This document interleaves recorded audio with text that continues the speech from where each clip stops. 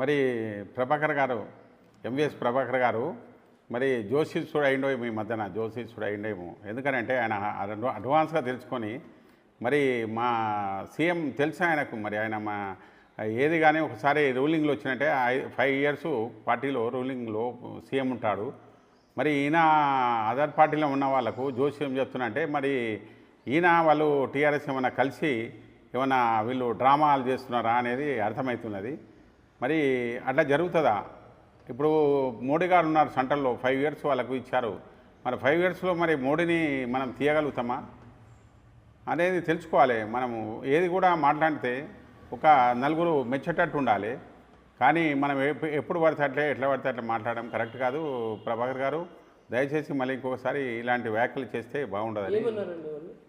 అదే మన సీఎం గారు రేవంత్ రెడ్డి గారు ఉన్నాడు. రేవంత్ రెడ్డి గారు ఇప్పుడు దిగిపోతున్నాడు.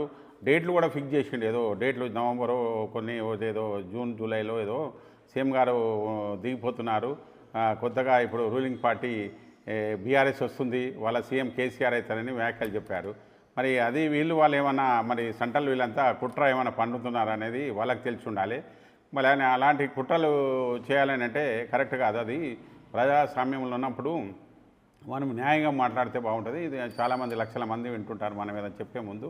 అది దృష్టిలో పెట్టుకొని మాట్లాడితే బాగుంటుందని సెలవు.